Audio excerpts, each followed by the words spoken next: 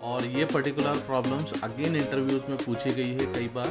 मैं आपको exact problem दिखाऊं कि प्रॉब्लम किस तरीके से आती है। तो तुम अगर 1 से लेके 4 तक मतलब 0th इंडेक्स से लेके 3rd इंडेक्स तक की जितनी भी वैल्यूज हैं उनको सम करोगे तो 10 आएगा। हाय एंड वेलकम एवरीवन। सो इस पर्टिकुलर सेशन में यार हम लोग एक और डीएसए से रिलेटेड प्रॉब्लम स्टेटमेंट लेने वाले हैं और ये पर्टिकुलर प्रॉब्लम्स अगेन इंटरव्यूज़ में पूछी गई है कई बार। सो बेसिकली मैं थोड़ा सा पैटर्न चेंज कर रहा हूँ यहाँ पे प्रॉब्लम्स को सॉल्व करने का। हम किस तरीके से प्रॉब्लम सॉल्व करेंगे वो मैं आप लोगों को थोड़ा सा बता देता हूँ। पहले मैं ये चाहता हूँ मैं आपको एग्जैक्ट प्रॉब्लम दिखाऊं कि प्रॉब्लम किस तरीके से आती है प्रोग्रामिंग जो भी इंटरफेसेस होते हैं उनके ऊपर, और कैसे आपके सामने बेसिकली एक पर्टिकुलर प्रॉब्लम को रखा जाता है, राइट। आप पहले वो प्रॉब्लम को समझो। अभी तक हम लोगों ने काफ़ी सारा डीएसए से रिलेटेड प्रॉब्लम्स को हमने सॉल्व करके देखा है, काफ़ी सारे कंसेप्ट हमने समझे हैं। तो आप सबसे पहले ये प्रॉब्लम्स को आप सॉल्व करना शुरू करना जैसे मैं आपको दे रहा हूँ। अगर बनता है तो आप कमेंट्स में आप बताइए कि आपने किस तरीके से इसको सॉल्व किया हुआ है। नेक्स्ट मैं जो दूसरा इसका सेशन लेके आऊँगा उसके अंदर मैं आपको ये बताऊँगा कि यार प्रॉब्लम को समझा कैसे जाता है। और थर्ड वाले सेक्शन के अंदर हम लोग एक्चुअल प्रॉब्लम को सॉल्व करेंगे सिस्टम के ऊपर। सिस्टम इन द सेंस मैं जैसे जावा के अंदर प्रोग्रामिंग करके आपको दिखाता हूँ गाइस, तो मैं जावा में आईडीई के ऊपर मैं आपको ये पर्टिकुलर प्रॉब्लम का सॉल्यूशन करके दिखाऊंगा। ठीक है, so this is what going to be the structure. ये हम लोग काम करने वाले हैं, इसके ऊपर आप ध्यान दीजिएगा और कैसे काम करना है समझिएगा। तो चलो विदाउट वेस्टिंग द टाइम यार हम लोग देखते हैं कि प्रॉब्लम एक्चुअली क्या है और ये आपको कैसे सॉल्व करना चाहिए वो आप मेरे को बताइएगा। ठीक है, चलिए।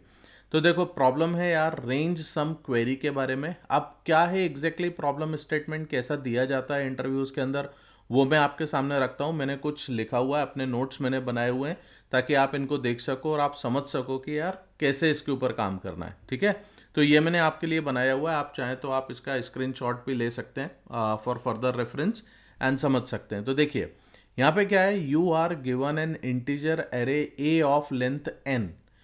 मैं यहाँ पे सिर्फ आपको पढ़ के बताऊंगा, ध्यान से सुनो क्या है क्वेश्चन, थोड़ा बहुत समझा देता हूँ, बाकी नेक्स्ट वाले सेक्शन में इसको हम लोग इजी करेंगे। ठीक है, you are also given a 2D integer array B.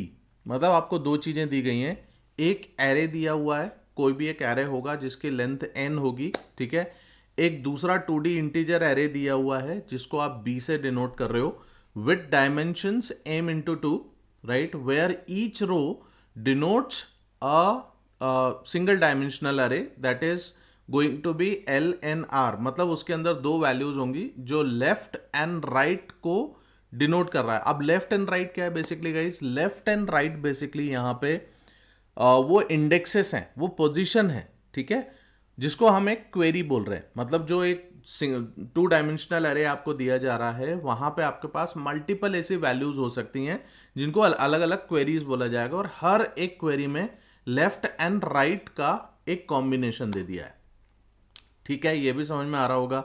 For each query you have to find the sum of all elements from left to right indices in a zero indexed, more formally find array of left, मतलब आप zero से start कर रहे हैं, then array of l+1 l+2, ऐसे आप r-1 और r तक आप जाओगे। मतलब लेट्स से फॉर एग्जांपल अगर आपको लेफ्ट की वैल्यू 1 देके रखा हुआ है एंड राइट की वैल्यू आपके पास में 5 है, इसका मतलब आपको 1 से लेके 5th इंडेक्स तक की सारी वैल्यूज को ऐड करना है। This is what the query का मीनिंग। ठीक है, आई होप ये भी समझ में आ गया होगा। अब देखो यहाँ पे क्या होता है कि जब भी कोई प्रोग्रामिंग ऐसे प्रॉब्लम्स दी जाती हैं गाइज, आपको ये प्रॉब्लम कंस्ट्रेंट्स भी दिए जाते हैं। प्रॉब्लम कंस्ट्रेंट्स क्यों दिए जा रहे हैं इसको भी समझिए। क्या होता है कि आप ऐसे प्रॉब्लम को पढ़ के और यहाँ पे आप इसको बता तो सकते हो कि यार इसको किस तरीके से आपको सॉल्व करना है, आप कुछ ना कुछ तो लॉजिक लगाओगे, राइट। बट हमें ये भी देखा जाता है कि देखना पड़ता है कि यार जब कभी भी हमारे पास वैल्यूज बहुत बड़ी होंगी, राइट, जैसे लेट्स से फॉर एग्जांपल मैं यहाँ पे बात कर रहा हूँ, ये जो n या m करके जो दिया हुआ है ये 10⁵ तक का, मतलब 10 लाख आप मान सकते हो कि यार जब आपके पास में एरेस का जो लेंथ है वो इतना बड़ा है, उस केस में जब आप ये वाली चीज कैलकुलेट करने के लिए जाओगे ना तो ये थोड़ा सा टाइम लगाएगा। ठीक है। हालांकि मैं इसके बारे में और डिटेल में बात करूंगा नेक्स्ट वीडियो के अंदर, बट अभी मैं आपको सिर्फ एक हिंट दे दे रहा हूं कि आपको यार ये किस तरीके से करना चाहिए। तो यहाँ पे देखो, आपको एक प्रॉब्लम कंस्ट्रेंट्स में आपको n का एक कंस्ट्रेंट दिया हुआ है कि यार मैक्सिमम कहाँ तक की वैल्यू जा सकती है, ए ऑफ आई जो है वो क्या वैल्यू कहाँ तक लेके जा सकते हैं उसको, है ना, लेफ्ट एंड राइट जो है वो कहाँ तक का हो सकता है। तो ये वैल्यूज आपको यहाँ पे दी हुई हैं, ठीक है। अब देखो इनपुट फॉर्मेट करके कुछ दिया हुआ है। इनपुट फॉर्मेट में क्या है, the first argument is the integer array ए, मतलब जो भी तुम एक फंक्शन बनाने वाले हो इसको सॉल्व करने के लिए, इसके अंदर बेसिकली जो पैरामीटर्स जाएंगे वो क्या पैरामीटर्स होंगे। तो पहला पैरामीटर होगा आपके पास में एक एरे, ठीक है, और दूसरा पैरामीटर जो है वो एक 2D एरे है जिसके अंदर आपकी क्वेरीज हैं। Getting my point. तो यहां पे जो मैं आपको बता रहा हूं इसको समझने की कोशिश करना गाइस। और रिटर्न में आपको क्या मिलना चाहिए, रिटर्न में आपको एक सिंगल डायमेंशनल एरे मिलना चाहिए। Getting my point. तो ऐसा एक फंक्शन बनाओ जिसके अंदर दो आर्ग्यूमेंट्स आपको पास करना है। पहला आर्ग्यूमेंट आपके पास में एरे होगा और दूसरा आर्ग्यूमेंट एक मल्टी डायमेंशनल एरे होगा for a combination of queries. अब क्वेरीज क्या है वो मैंने आपको ऑलरेडी बता दिया है, राइट। और ये फंक्शन आपको क्या रिटर्न करना चाहिए, it should return a single dimensional array to you. Okay, चलो नेक्स्ट अपन समझते हैं। आउटपुट फॉर्मेट में क्या है, return an integer array of length m where ith element is the answer for ith query in b। ये भी मैंने तुमको समझा दिया है ऑलरेडी, ठीक है। तो रिटर्न में क्या मिलना चाहिए ये भी बता दिया। अब आप देखो यहाँ पे आपके समझने के लिए, क्योंकि जो आपने ऊपर पढ़ा हुआ है इससे आप अंदाजा तो नहीं लगा सकते जब तक आपको एग्जैक्ट वैल्यूज के साथ में ना बताया जाए। तो इसके लिए कुछ एक एग्जाम्पल इनपुट एंड आउटपुट भी है जिसको देख के आप समझ सकते हो। तो देखो लेट्स से फॉर एग्जाम्पल जो एरे है वो एरे आपको दे दिया 1 2 3 4 5, राइट। बी में बी जो है that is a multi dimensional array. तो not multi dimensional, actually it is a 2 dimensional array, but इसके अंदर जो क्वेरी होगी वो क्वेरी ये वाली चीजें कहला रही हैं। देखो जैसे 0 to 3 1 to 2, तो इसी तरीके से हमारे पास में ये क्वेरीज का एक सिंगल डायमेंशनल एरे इसके अंदर आपको देखने को मिलने वाला है, राइट। तो यहाँ पे देखो 0 3 क्या है, ये एक पोजीशन है, 1 2 क्या है, ये एक पोजीशन है। तो अब अगर मैं सिर्फ 0 3 को लेता हूं तो देखो यहाँ से 0 3 मतलब हम यहाँ पे 1 से लेके 4 तक। अब अगर तुम 1 से लेके 4 तक की वैल्यूज को ऐड करोगे गाइस तो तुमको 10 मिलेगा, है ना।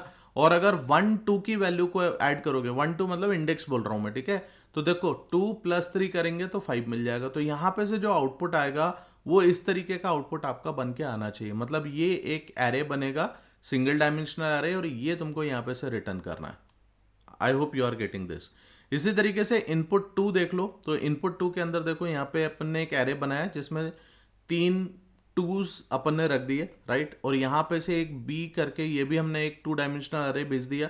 तो यहाँ पे ये जो है ना ये अगेन लेफ्ट एंड राइट की वैल्यूज हैं, और यहाँ पर भी ये लेफ्ट एंड राइट की वैल्यू, और फाइनली तुम यहाँ पे देखते हो कि यार इसका आउटपुट यहाँ पे किस तरीके का आने वाला है। सो आई होप ये भी तुमको समझ में आ गया होगा। इसी तरीके से तुम यहाँ पे इसका एक्सप्लेनेशन देख सकते हो, सिर्फ तुमको समझाने के लिए मैंने ये चीज़ बताई हुई है। अगर अपन पहला वाला एग्जाम्पल लेते हैं तो इसका एक्सप्लेनेशन क्या है यहाँ पे आप समझ सकते हैं। देखिए यहाँ लिखा है the sum of all elements of A where 0 to 3, 0 to 3 मतलब ये हमारे पास में एक लेफ्ट की वैल्यू है, ये राइट की वैल्यू है। तो तुम अगर 1 से लेके 4 तक, मतलब 0th इंडेक्स से लेके 3rd इंडेक्स तक की जितनी भी वैल्यूज हैं उनको सम करोगे तो 10 आएगा, सही है। और इसी तरीके से फर्स्ट इंडेक्स से लेके सेकंड इंडेक्स तक की जितनी भी वैल्यूज है उनको प्लस करोगे तो तुम्हारे पास में एक सम आएगा। तो इसका मतलब 10 and 5 इस क्वेरीज के हिसाब से ये इसका आंसर बनता है, ठीक है। इसी तरीके से सेकंड वाला भी इंप्लीमेंट करके देख लेना यार, जिसका आपको आंसर जो है 2 and 4 बनेगा। तो ये बेसिकली एक क्वेश्चन है गाइस जो इंटरव्यूज में पूछा जाता है। डीएसए की बहुत बढ़िया प्रॉब्लम है, इसको तुम सॉल्व करने की कोशिश करो और मेरे को कमेंट करके बताओ कि यार तुमने कौन सी अप्रोच के साथ में इसको सॉल्व किया हुआ है। अगर बनता है तो बहुत अच्छी बात है गाइस, नहीं बनता है तो नेक्स्ट वीडियो में आप बने रहना। नेक्स्ट वीडियो में मैं आपको इसको समझने का तरीका बताऊंगा कि इसको समझा किस तरीके से जाता है, फिर शायद बन जाएगा, राइट। और उसके बाद जो वीडियो आएगा गाइस उसके अंदर हम लोग सोल्यूशन देखेंगे, ठीक है। चलो till then thank you very much for listening guys. अगर वीडियोस अच्छे लगते हैं तो प्लीज़ लाइक किया करो, दूसरों के साथ शेयर किया करो, और चैनल को अगर सब्सक्राइब नहीं किया है तो please subscribe the channel also. Thank you very much, bye bye.